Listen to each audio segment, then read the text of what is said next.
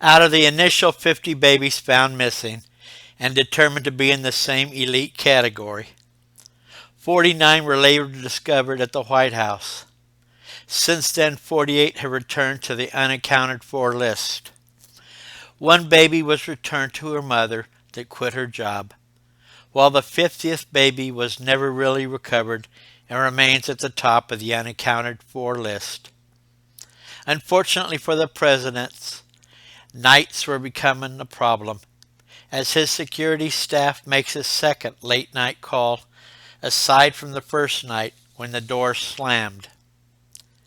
This time, though, they readily answered his query that the children have returned.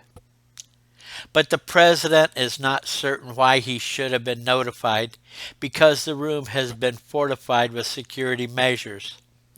There is also staff on duty that can care for the baby's needs. And tomorrow they can finalize the retrieval of the children by their parents. His security staff, though, thought it important he know the latest development. But they are not comfortable revealing the latest in the First Lady's presence, even though she has been involved in every other development thus far. The president doesn't quite understand the importance that would require him leaving the confines of his living quarters for any reason tonight. If the babies had returned, then simply place a guard on the door. Unfortunately, without saying a word, the president could see that these officers were determined that he follows them and he concedes. The security officers might have got their way, but they still appear uncomfortable as they lead him from the living area. In fact, these officers cannot help but touch their weapons on a journey that they are taking to disclose the discovery to their president. Still, it is nice to feel the weapons close to their hands, even though their lethal force has been marginalized by baby travelers. The group of security and president reach the hallway dividing the White House, but instead of them turning left towards the affected room, they turn right towards another part of the White House that visitors seldom go. The president turns and looks at the security lead, but words between them do not have to be exchanged. They are now walking into forbidden territory, where taboo exists, a room that is helping to destabilize an American government in the new millennium, and had helped dictate that a president of the 70s resign.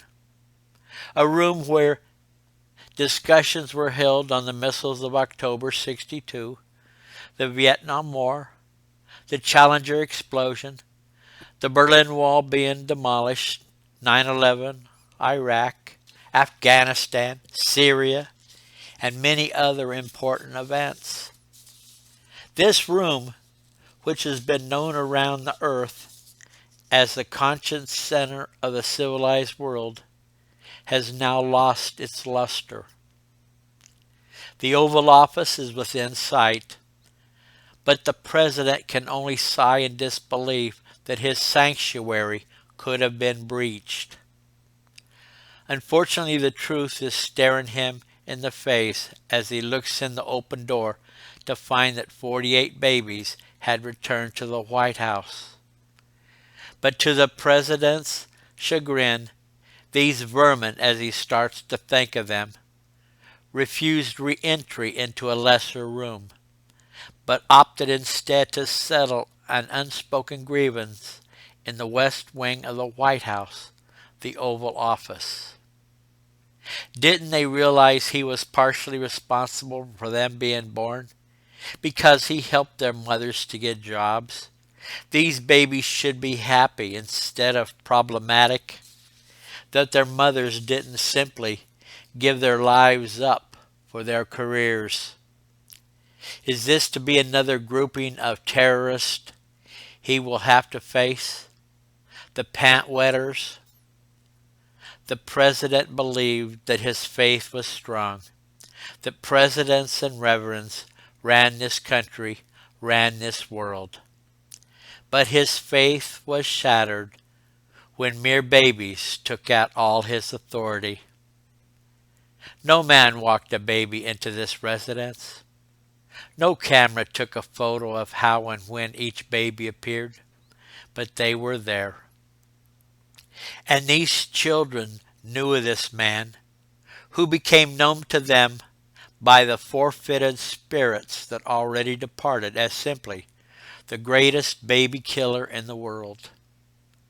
This president, though, could not worry about their presence, but rather how to resolve his dilemma with the least amount of condemnation.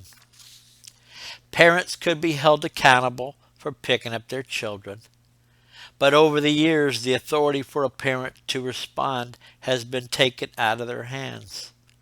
The government is now responsible for discipline, the parents are told, not you. But if you fail your duties, even though they have been taken away, you are still the ones held accountable. Conversation, though, between all the adult parents present has been neutralized because they were encountering something no one in recorded history has ever experienced. And that is a baby that can come and go as it wishes, and multiplied 48, 49, or even 50 times. The door to the Oval Office is shut, but for what reason it is hard to tell, because enclosures no longer matter to these babies.